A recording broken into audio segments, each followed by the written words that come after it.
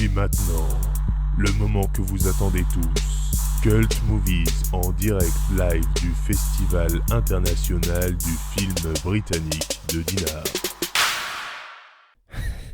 Je vous préviens tout de suite, le générique est beaucoup trop élevé par rapport au niveau réel, on va dire, d'intensité de ce podcast. Bonjour à tous ou bonsoir, tout dépend l'heure à laquelle vous écoutez ça. Il est actuellement 22h53 en direct de Dinard, en Bretagne, dans l'île-et-Vilaine plus précisément. Pas loin de mes terres natales, parce que je suis né à Saint-Malo, donc c'est juste à côté.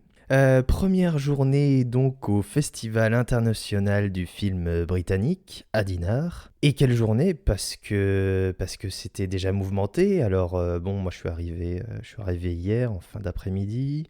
J'ai récupéré les clés d'un sympathique petit appartement fort bien situé à 5 minutes des restaurants et donc des cinémas. Il y a à peu près 3 cinémas en centre-ville, vraiment à quelques centaines de mètres les uns des autres. C'est assez étonnant en fait parce que pour ceux qui sont déjà allés à Dinard, vous voyez c'est une petite ville bretonne vraiment super chic et vraiment très mignonne. Et il y a vraiment 3 cinémas à quelques centaines de mètres les uns des autres. Donc c'est assez étonnant en fait comment c'est fait, mais c'est plutôt cool parce que ça veut dire que c'est une ville a priori cinéphage. Donc moi forcément ça me plaît. Et donc voilà, hier je me suis un peu baladé, en plus il faisait super beau, il faisait chaud, je sais pas quel est l'idiot qui a dit qu'en Bretagne il pleuvait tout le temps, mais c'est vraiment pas du tout vrai. Parce qu'il fait beau, il fait chaud, c'est un temps de fête, un temps de festival qui se prête parfaitement à l'événement qui a trait en ce moment à Dinard. Actuellement, je suis en train de regarder la télé et ça me fait penser, j'ai vu ma tête au journal régional de France 3. Je crois que je vais essayer de retrouver le reportage et de faire une capture d'écran parce qu'on me voit dans le fond assis tout seul. C'est assez déprimant, mais moi j'étais très content. Donc je vais essayer de retrouver le reportage et de mettre une capture d'écran sur Insta, en story, en post, je sais pas, rien que pour la blague. Et donc voilà, première journée au festival. La journée a fort bien commencé puisque je suis allé récupérer mon accréditation. J'ai un petit badge avec dessus ma photo et marqué Émeric Potard et juste en dessous presse. Comme si j'étais un grand organe de presse. Mais Cult Movies un jour deviendra un immense organe de presse et couvrira l'ensemble de l'actu cinéma national et international. J'en suis convaincu. Mais bon, pour le moment, je couvre le festival britannique de Dinard et c'est plutôt cool. En tout cas, j'ai été très bien accueilli avec plein de bénévoles extrêmement sympas. J'ai pris un peu mes marques, je suis allé me balader de cinéma en cinéma parce que comme je vous ai dit, il y a à peu près 3 cinémas avec plusieurs salles dans chaque établissement. Rien que vraiment au centre névralgique, on va dire, de la ville.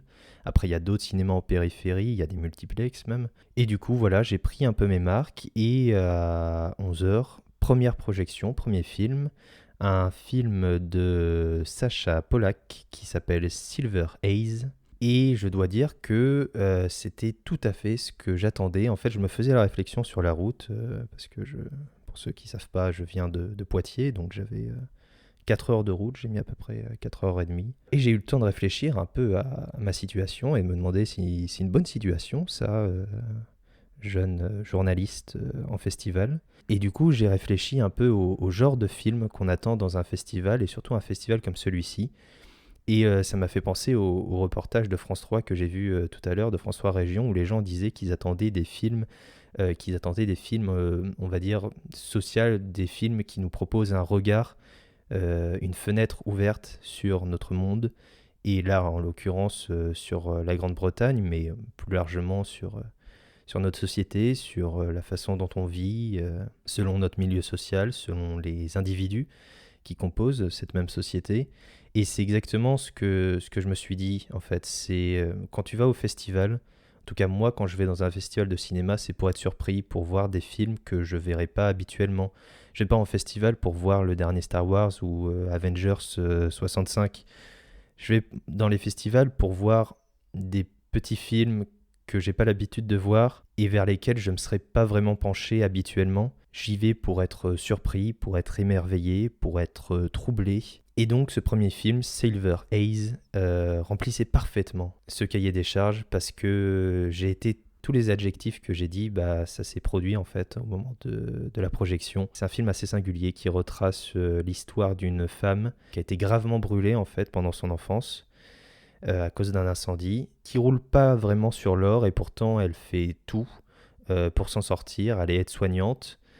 Et malgré ce qu'elle a vécu, pourtant c'est le personnage en tout cas du film le plus fort parce qu'elle est entourée de personnes qui n'arrivent pas à s'en sortir, qui n'arrivent pas à joindre les deux bouts, qui ont plein de problèmes divers. Et c'est un film sur la dévotion, sur le sacrifice, sur les petites gens, on va dire. Et c'est un film qui parle de plein de choses, qui brasse énormément de thématiques, qui est drôle, qui est touchant, qui est bouleversant, qui est parfois énervant. C'est exactement ça, c'est exactement le genre de sensation que tu t'attends quand tu vas voir un festival de cinéma et quand tu vas voir des films. Là, c'était parfait, vraiment, il n'y avait rien à dire.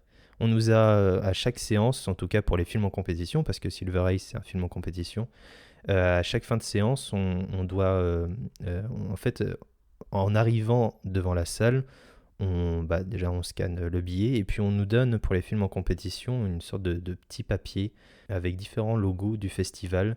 Le logo c'est Alfred Hitchcock, la silhouette de profil, entouré d'un cœur, et ce cœur est plus ou moins gros en fonction de notre coup de cœur ou pas pour le film.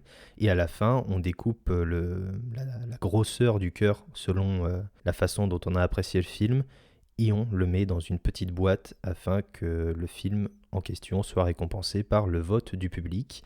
Parce que c'est un festival avec donc des films en compétition, il y a plein d'à côté, il y a plein d'autres sélections qui, elles, c'est juste des films pour découvrir des choses un peu différentes. Il y a également des masterclass, des conférences, et il y a donc cette compétition avec ces quelques films, et ces films seront potentiellement récompensés par un jury qui cette année est présidé par l'actrice française Catherine Fro. L'année dernière, si je dis pas de bêtises, c'était José Garcia qui présidait le jury. Et là, cette année, on a Catherine Fro dans le jury. Alors, on a Jonathan Zakaï, on a Alice Isaac, on a Nolwenn Leroy. Donc, ça fait du beau monde sur le tapis rouge. Et en plus, il y a vraiment un tapis rouge. J'ai foulé le tapis rouge. Alors, c'était un mercredi matin à 11h, donc il n'y avait pas grand monde. Mais j'ai marché sur le tapis rouge de Dinard. Emmerich a marché ici. C'est beau. C'est historique, mesdames et messieurs. La journée s'est suivie d'une première conférence, une masterclass consacrée à l'INA et à la manière dont l'INA a de gérer les archives, l'image et toute la stratégie numérique qui entoure l'INA et ce que propose en fait l'INA. Et l'INA, c'est l'Institut national de l'audiovisuel. Globalement, vous pouvez retrouver des vidéos de vos émissions préférées que vous regardiez dans les années 80 ou même avant, sur YouTube, sur les réseaux sociaux de l'INA, sur le site de l'INA. Il y a plusieurs sites web de l'INA. Il y a un site accessible au public que tout le monde connaît. Il y a un site INA professionnel.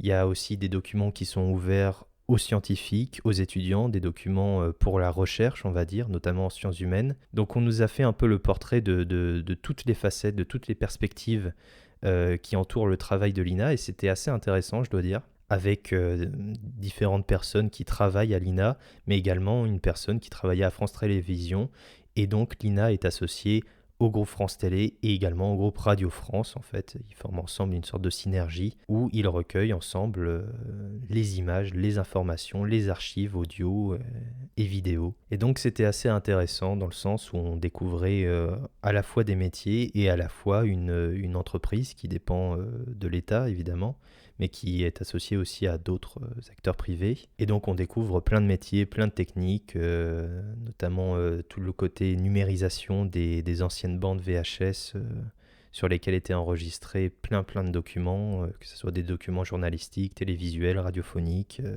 et j'en passe. Ils restaurent également certains films, ils ont des contrats avec des grandes plateformes.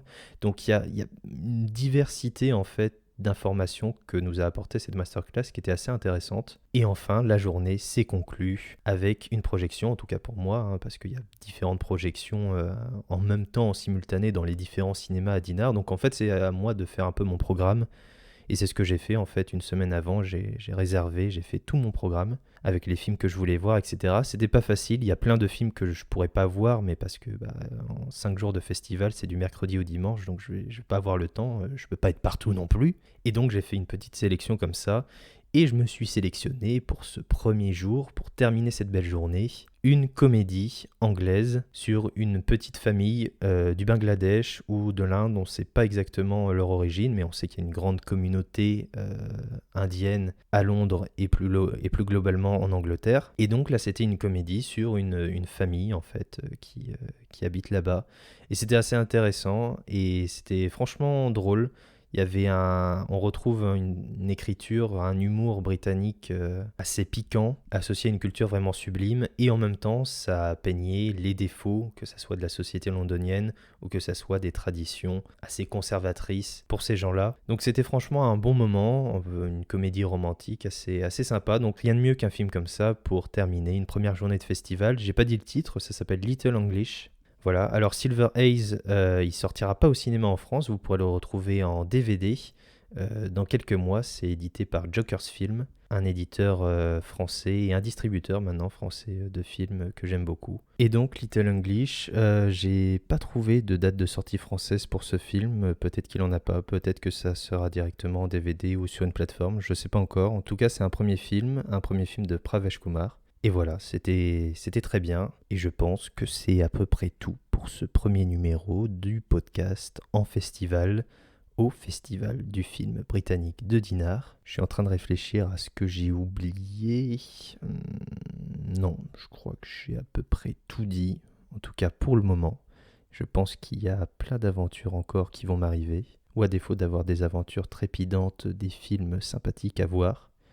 Je croise les doigts pour ça, en tout cas c'est extrêmement bien parti. Je vais essayer de vous partager un maximum de choses sur les réseaux sociaux. Suivez Cult Movies sur Instagram, c'est cultmovies.off. Voilà, pour avoir en plus les images. Je vais essayer de faire des vidéos, des stories, voilà, agrémenter un peu tout ça et couvrir ce festival que je découvre. Voilà, je vous souhaite une bonne soirée, une bonne nuit, une bonne journée. Je ne sais pas à quelle heure vous écoutez ce podcast. En tout cas, moi je vous dis à demain pour un nouveau numéro, pour le deuxième jour au Festival international du film britannique de Dinard. Ouais, tout son cœur. Je suis tout seul, c'est extrêmement triste. Partagez, ouais voilà, c'est ça, partagez, n'hésitez pas à partager. Merci à ceux qui le font, merci à ceux qui like, qui partagent, etc. Je vous en remercie. À demain.